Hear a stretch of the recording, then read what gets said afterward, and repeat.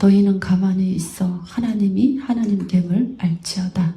이 기간을 많은 그리스도인들이 못 기다려요. 그런데 그 시간이 지나야 나의 심령에서 하나님이 하나님 되심을 나타내시는 때가 옵니다. 그 때를 기다려야 돼요. 그 때를 지나가면 성령님이 일하실 것을 미리 가르쳐 주시고 미리 행하시고 미리 보여주시고, 그럼 우리는 따라가는 자인 거예요. 내가 어떤 것을 계획하고 내가 어떤 것을 세우고 어떤 것을 행하고 중요해요. 그런데 순서가 바뀌었다는 거예요. 하나님이 하나님됨을 먼저 보았을 때에 내가 순복되어져서 하나님이 띠띠워 가시는 대로 따라가는 것은 순종이고 순복이지요. 항복되는 거죠. 그런데 하나님이 하나님 되심이 나타나지 않은 상태에서 내가 열심으로 성전을 짓고 내가 열심으로 무엇을 그분의 음성이 없이 그분의 인도하심이 없이 내가 하는 것은 율법이란 말이에요. 우리가 율법에서 죽은 자잖아요.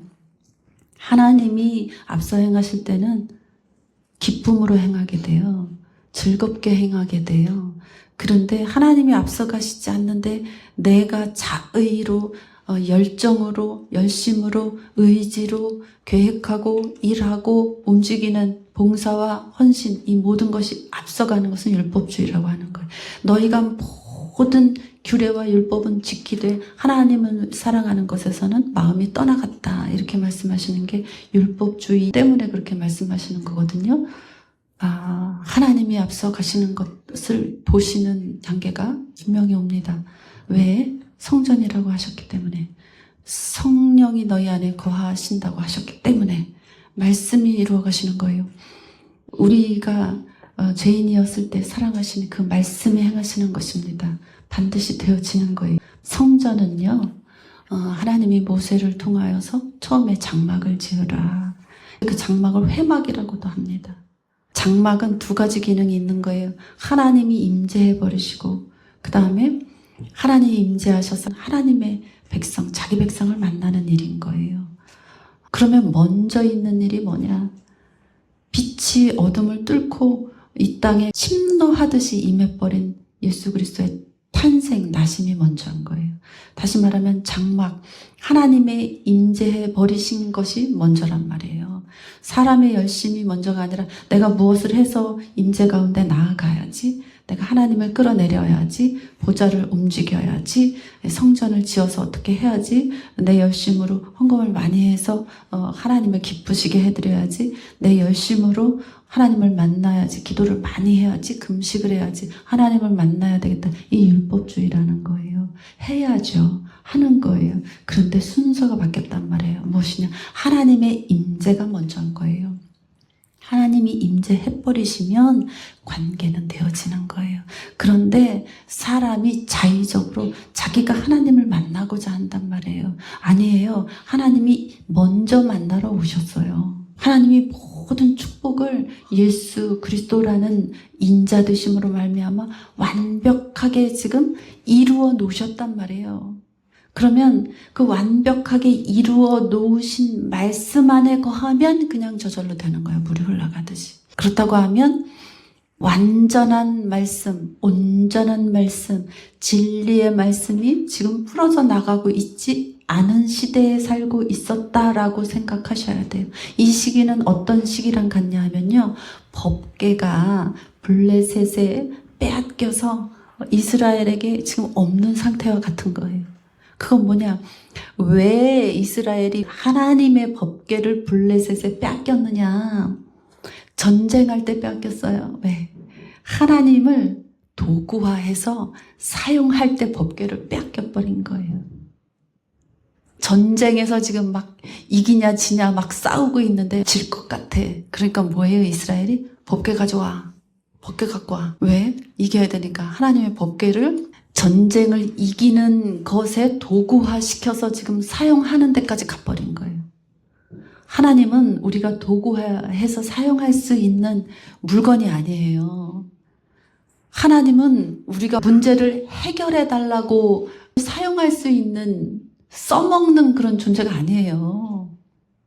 하나님은 완전하신 분이고 하나님은 온전하신 분이고 하나님은 신이에요.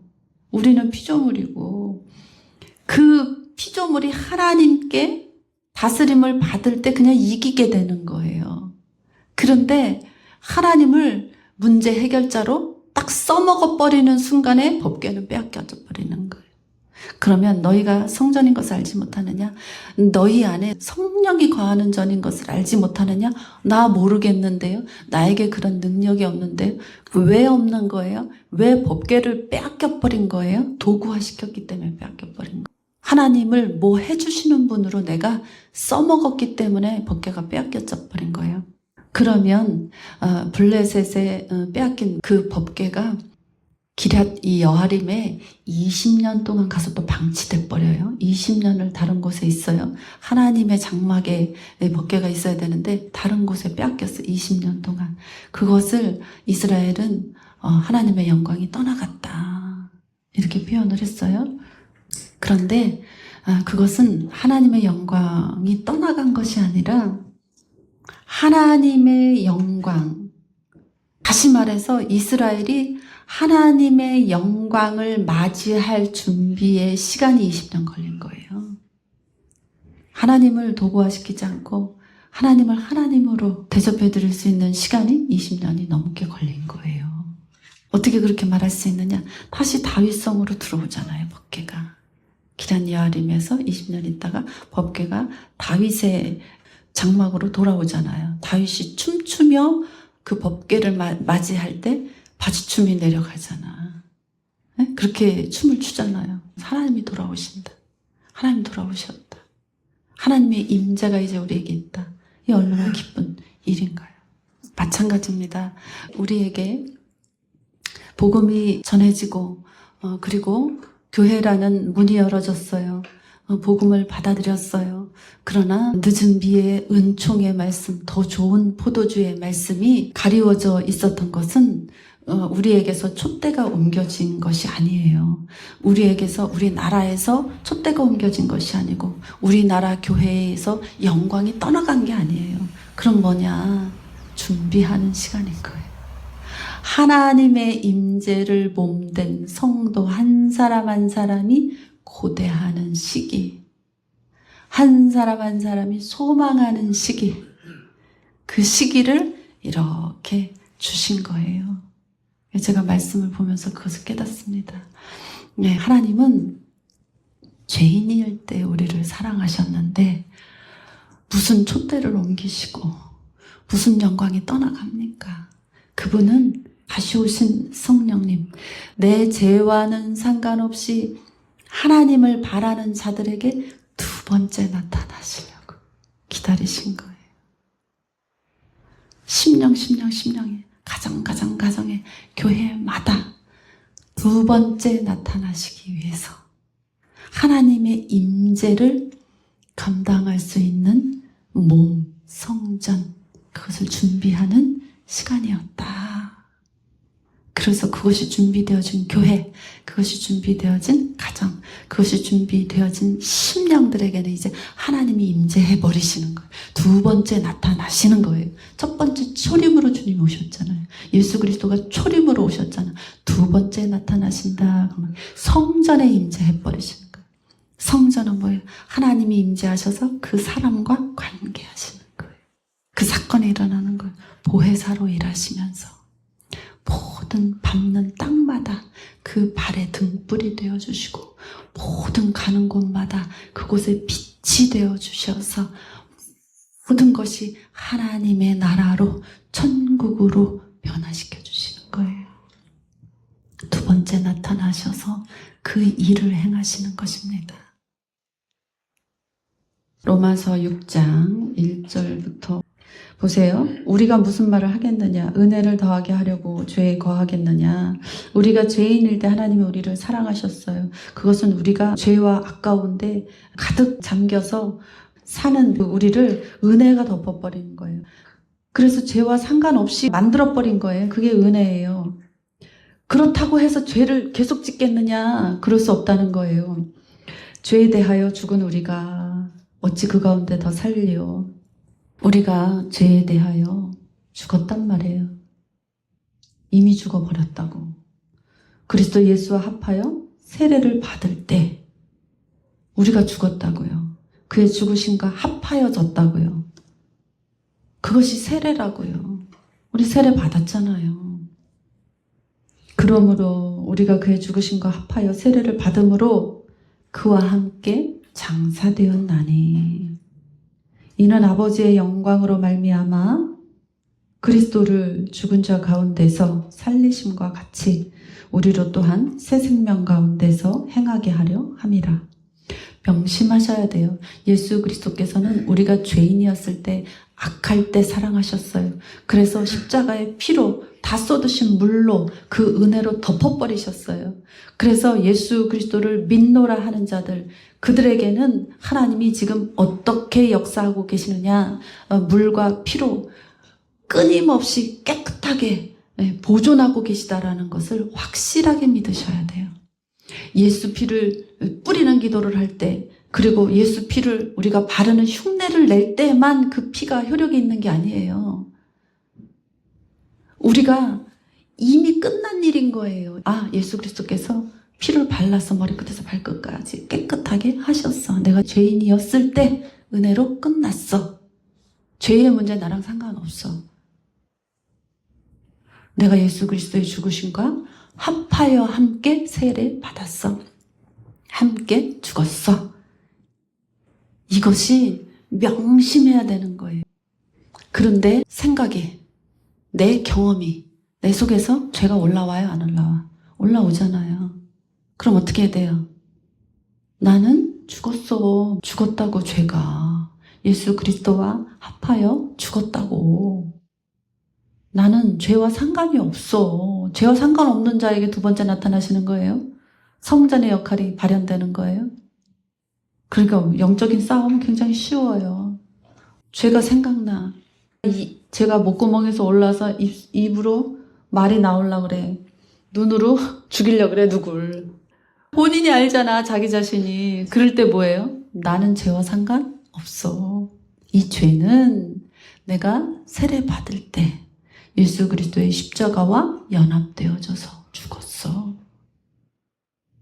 이것이 고백이 나와야 돼, 자동으로. 그러면 죄가 고개를 들다가도 없어져. 아유, 안 통한다, 얘한테. 마귀가 생각으로 넣어서 미혹하고 조정하려고 해도 아우, 안 되는구나. 이제 얘가 뭘 알았네. 뭘 알았어. 안 되겠다. 떠나가는 거예요. 왜 예수 그리스도의 십자가에 연합하여 죽은 자가 되었느냐? 예수 그리스도의 부활에 연합하여 함께 산 자가 되려 함이라. 이것도 믿는 자에게는 지금 이루어진 거예요. 보세요. 우리가 그의 죽으심과 같은 모양으로 연합한 자가 되었다면 그의 부활과 같은 모양으로 연합한 자로 되리라. 이것은 이미와 아직의 긴장 가운데 있는 거예요. 어떤 사람은 이미 되어졌고 어떤 사람은 아직 되어지지 않았고, 더 좋은 편에 서시기를 축복합니다. 우리가 알거니와 우리의 옛 사람이 예수와 함께 십자가에 못 박힌 것은 죄의 몸이 죽어 다시는 우리가 죄에게 종노릇하지 아니하려 함이다. 우리를 자꾸 종노릇 시키려고 마귀가 꾀요, 꾀. 생각으로 자꾸 넣는다고요. 그러나 진리의 말씀은 우리를 자유케 합니다. 아들의 말씀은 우리를 자유케 해요. 자유케 하는 아들의 말씀을 우리가 받아들여서 했을 때에는 왕노릇이 되어지는 거예요. 아주 이 로마서 6장이 진수의 진수, 십자가에 합하여 연합된 자, 부활의 영광에 합하여 연합된 자, 그가 성전인 거예요. 그에게 자기의 죄와 상관없이 하나님을 바라는 자, 이 땅에 사는데 죄와는 상관없이 주님을 바란다고요. 그에게 주님이 두 번째 나타나시는 거예요. 성전에 임재해 버리시는 거예요. 그리스도께서 죽은 자 가운데서 살아나셨잖아요. 다시 죽지 아니하시고 사망이 다시 예수 그리스도를 주장하지 못하는 것과 같이 우리가 죽은 자 가운데에서 살아난 부활하신 영광, 그 그리스도의 영광에 연합한 자가 되었다. 믿으시기를 축복합니다. 믿어지시기를 축복합니다. 그 믿어지는 단계까지 들어간 자가 성전입니다. 이는 그리스도께서 죽은 자 가운데서 살아나셨음에 다시 죽지 아니하시고 사망이 다시 그를 주장하지 못할 줄 알미로다. 우리가 이 땅에 살면서 두 번째 나타나실 그 예수 그리스도를 죄와 상관없이 바라는 자들도 이와 같습니다. 사망이 다시 그를 주장하지 못하는 상태가 되어버리는 것입니다. 예수 그리스도께서 죽으심은 죄에 대하여 단번에 죽으셨어요. 그가 살아계심은 하나님께 대하여 살아계심이니, 이와 같이 우리도 자신을 죄에 대하여는 죽은 자요, 그리스도 예수 안에서 하나님께 대하여는 살아있는 자다. 이것이 성전의 내용이고 모습이에요. 너희가 성전인 것을 알지 못하느냐? 너희가 성령이 거하는 전인 줄 알지 못하느냐? 그러므로 너희는 죄가 너희 죽을 몸을 지배하지 못하게 하여 몸의 사욕에 순종하지 말고 예수 그리스도의 죽으심에 연합되고 예수 그리스도의 살으심 그 부활에 연합된 자는 몸을 죄의 사욕에 넘겨줄 수가 없어요. 죄에 순종할 수가 없는 상태가 돼버리는 거예요. 또한 너희 지체를 불의의 무기로 죄에게 내주지 말고 오직 너희 자신을 죽은 자 가운데에서 다시 살아난 자 같이 하나님께 드려라. 너희 지체를 의의 무기로 하나님께 드려라. 예수 그리스도께서 다시 살아나셨을 때 그 부활의 영광은 하나님께 대하여 살아난 것이다. 하나님께 대하여 살아있는 것이다. 마찬가지예요. 부활의 영광에 연합하여 하나 된 자는 죄하고는 상관이 없이 하나님께 대하여 살아가는 자들인 거예요. 성전으로 살아가는 자들인 거예요. 그러니 이제 그 성전된 사람의 몸은 죄가 주장하지 못합니다. 우리가 율법 아래 있지 아니하고 은혜 아래 있음이라. 성전의 상태는 은혜 아래 머물러 있는 것. 이제 하나님께서 무엇이라고 말씀하시는지 듣고 하나님께서 보는 것을 같이 보고 하나님께서 명령하시는 것에 순종되고 순복되는 삶이 열어지는 거예요. 우리가 이제 살아나서 사는 것, 갈라디아서 2장 20절, 이제 내 안에 사는 건 내가 아닌 거예요. 내 안에 사는 주님이신 거예요. 우리 안에 주님이 사시는 거예요. 이런 삶이 펼쳐지는 거예요. 이것이 바로 성전입니다. 성전이에요. 이 성전은 그냥 건물이 아니에요. 성전은 하나님의 임재, 그리고 하나님의 나라와 백성의 소통 장소인 거예요. 만나는 장소인 거예요. 그래서 하나님이 내 안에 사셔서 성령이 거하는 전이 되었다라는 것은 이제 하나님과 내가 성소와 지성소의 가림막이 완전히 그 휘장이 찢어진 상태가 되어서 이제 내가 머리끝에서 발끝까지 내 온 몸까지 하나님께 그냥 드려진 바가 돼버리는 거예요. 드려진 상태가 돼버리는 거예요. 그러니까 산 제물이 돼버리는 거예요. 이 땅에 사는 모든 삶이 제사가 되는 거예요. 그자가 산 제물이에요. 예수 그리스도께서 제물 되셨잖아요. 그분이 내 안에 들어와서 사시는 성령의 전이 내가 되면 이제 내가 걸어다니는 제물이 되고 이제 내가 걸어다니는 예배가 되고 이제 내가 걸어다니는 생명의 흐름, 영생의 길 가운데에서 생명을 흘려보내는 자가 돼버리는 거예요. 그 자에게는 늘 열매가 열리고 늘 그 열매와 또 그 잎사귀를 통해서 자기 자신이 만족되고 모든 필요가 공급되고 가정과 교회가 풍요로운 거예요. 그 풍요가 열어지는 올 한 해가 되시기를 축복합니다.